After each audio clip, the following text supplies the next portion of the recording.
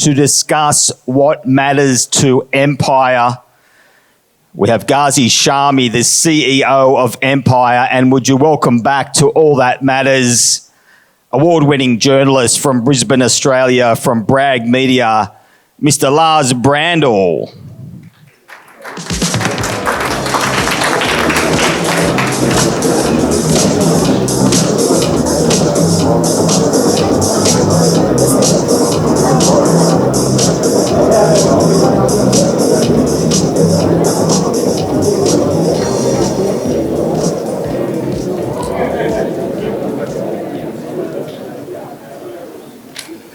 Too old.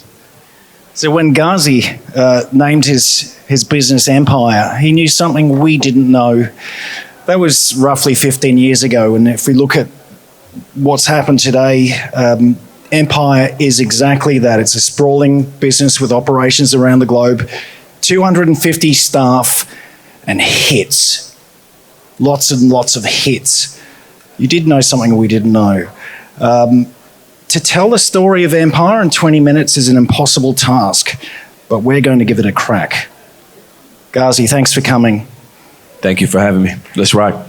So before we take that deep dive into the past, it would make sense for us to look at the now and Shabuzi and a bar song, Tipsy, which is an impressive hit.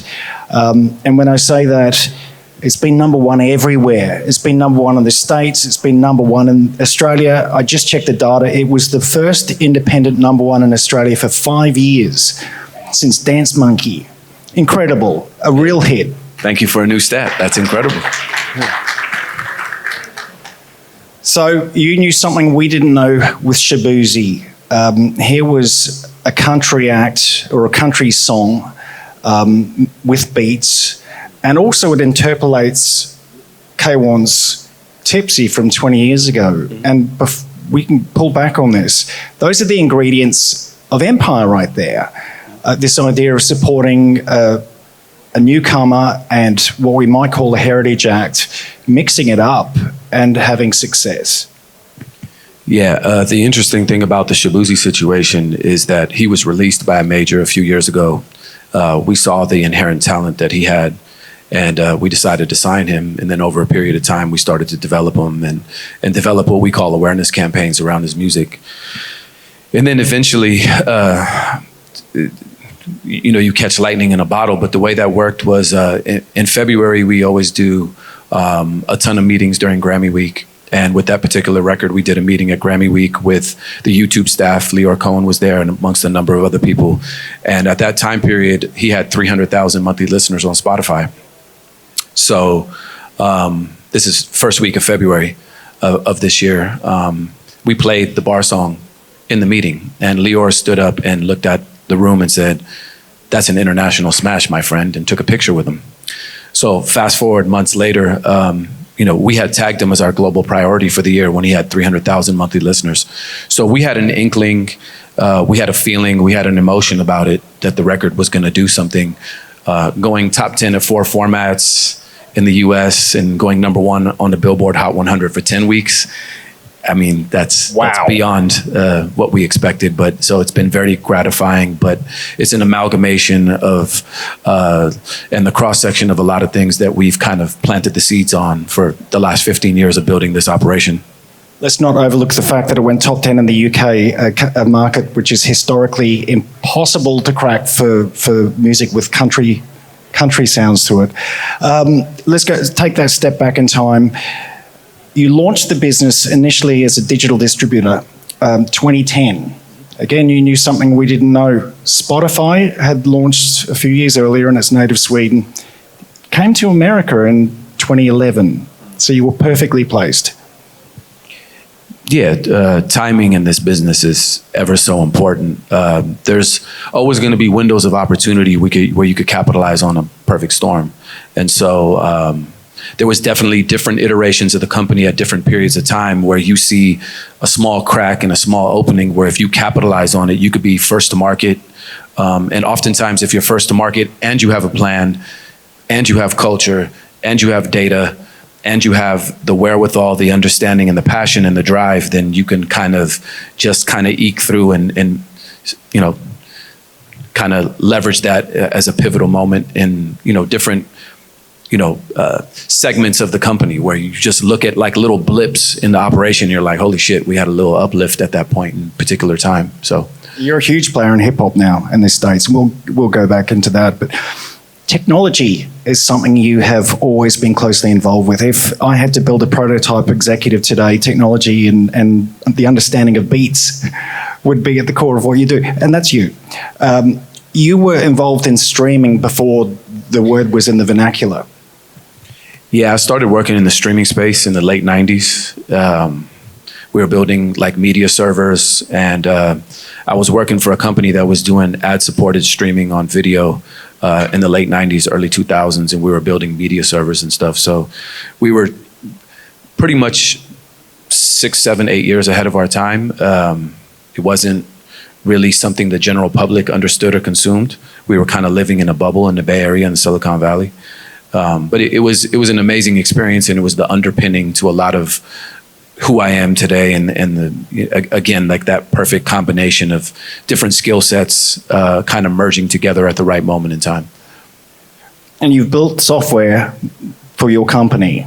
Yeah. You've actually built the software. You've written the code and you've done the software yourself. Yeah, I hired one developer in 2010. And I used to draw things on paper, take pictures of it, and send it to him on Skype.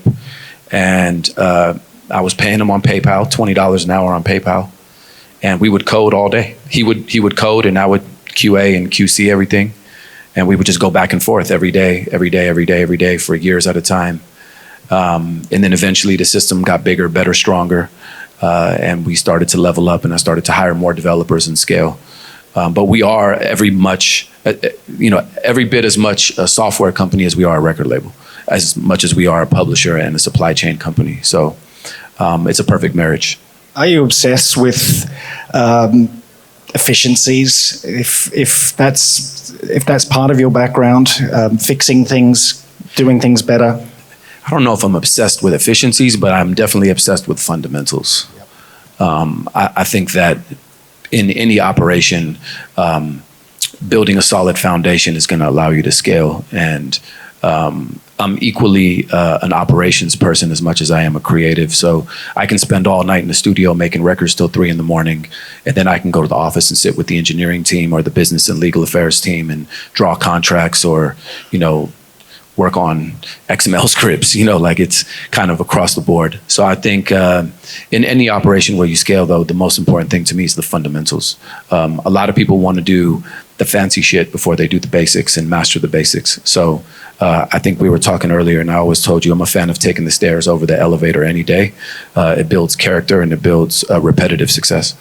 And you also mentioned working with experts. You can't be an expert at everything, but you can bring experts in and work with them.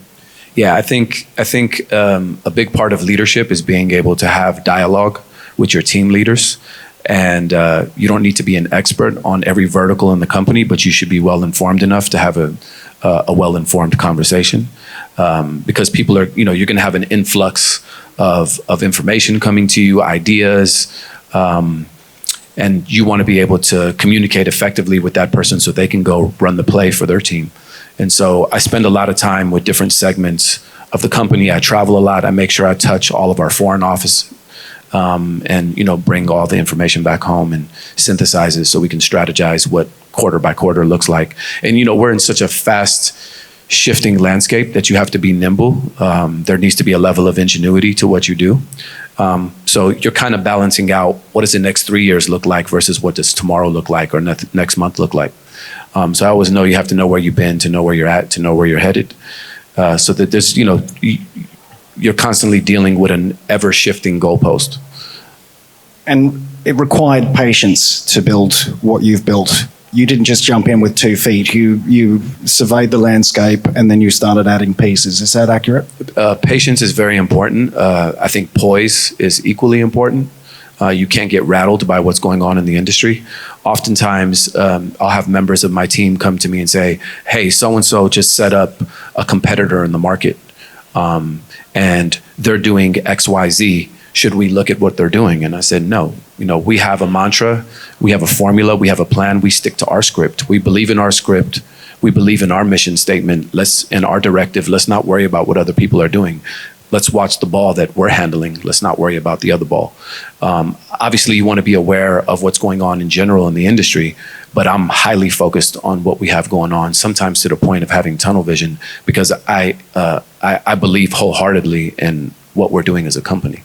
And I think that lack of distractions is able to allow you to focus your energy on creating the most highest level of success for yourself and not worrying about what's going on everywhere else. And that ball game, certainly creatively, you found this niche of newcomers and older artists who had catalog and maybe didn't really know what to do with it. Yeah, I think it's equally important on both sides. We discussed this earlier. Bringing in veterans after a period of time, both on the executive side and on the artist side, is very important for the company in multiple segments of growth. You bring in a veteran artist that's had media training, that's had experience touring. You pair him with a product manager or her with a product manager, and now you're putting somebody with a certain level of expertise on the creative side that can help nurture and open up doors for the product manager. It's equally important on the executive side when you bring in an executive that has a lot of experience that can nurture the younger generations of talent in the company. On the flip side of that, you don't want to do too much of that because you don't want to have a jaded approach or a preconceived approach that this might have been done this way for the last 20 years, so this is the way it's always going to be done. There's nothing about Empire that this is the way it's always been done. We've always kind of moved to the beat of our own drum. I'm very proud of that. We're not disruptive just to be disruptive. We're just disruptive by nature because of who we are and the makeup and the composition of the talent that I've chosen to build the framework around. So, we have a team that probably has the highest level of continuity in the music business.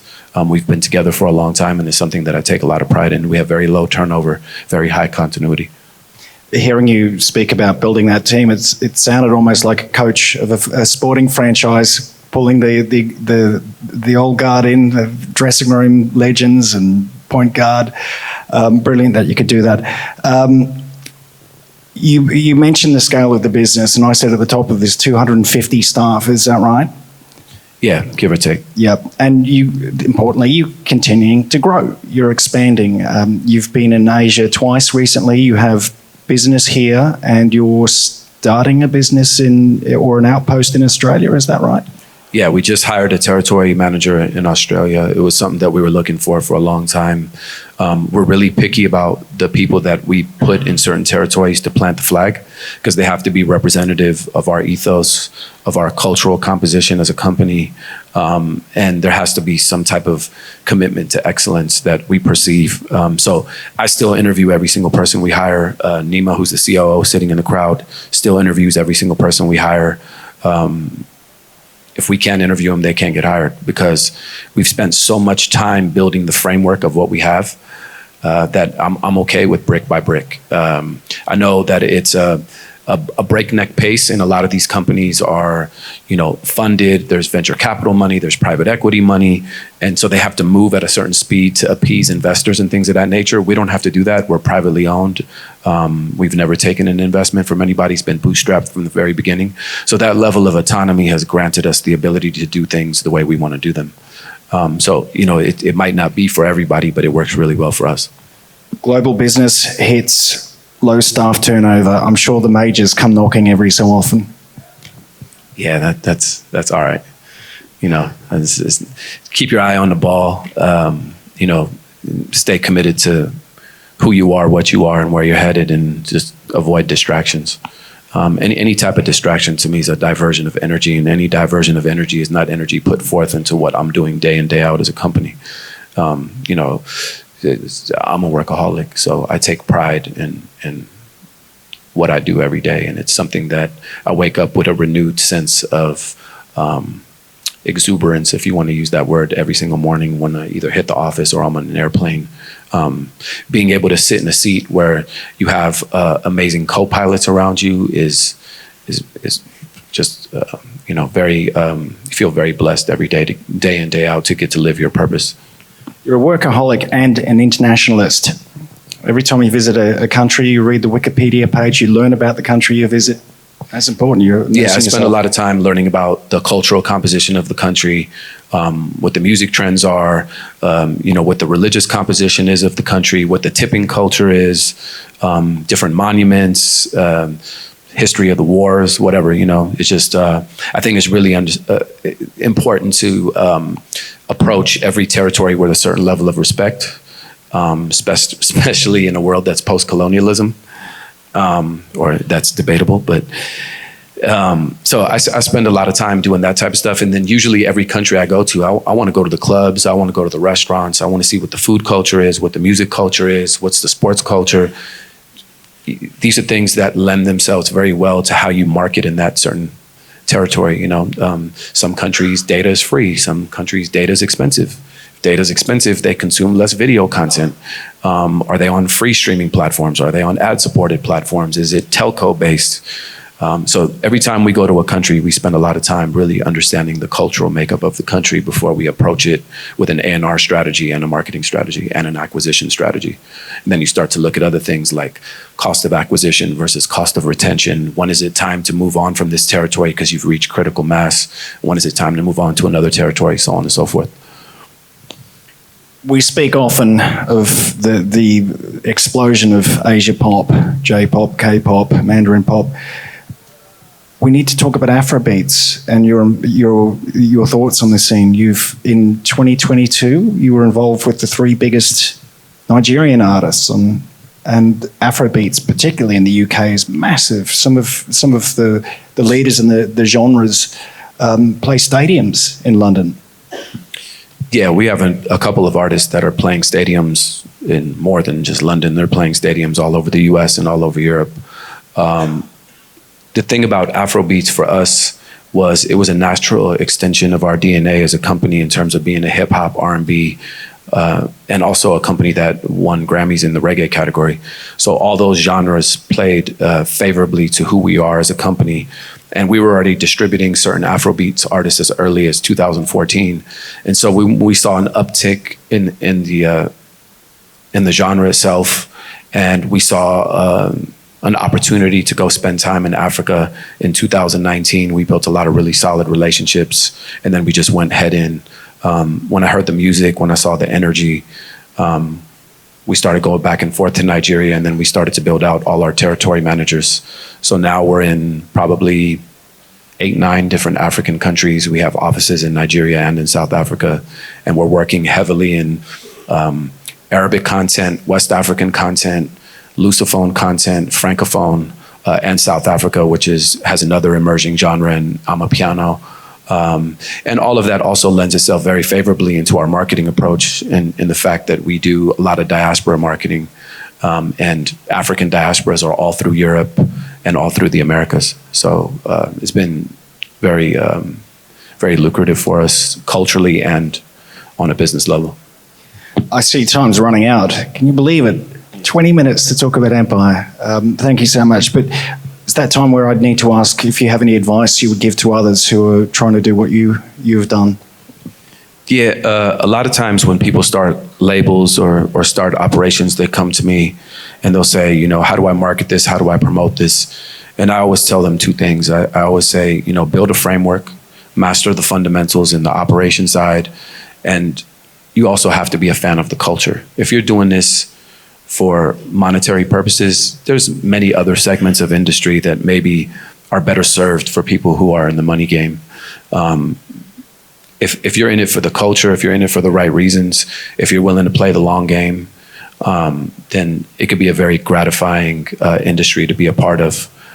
Because, we discussed this earlier, there's 3 things that people have in common all across the world, and those are food, sports, and music. And those are all rooted in culture. And so the one thing that we do is always chase the culture before we chase the money. And the money is a byproduct of the culture. And then ultimately you just have a greater amount of success, and it all kind of folds up under one umbrella. And that umbrella is one we call Empire. So, it's been an amazing ride, and it's truly gratifying to be on stage here in Singapore. I've been here for a couple of days, but I've been coming here maybe 7, 8 years to this conference. So it's, you know, it's nice. It's nice to be here again. It's great to have you here. Congrats and thank you. Thank you.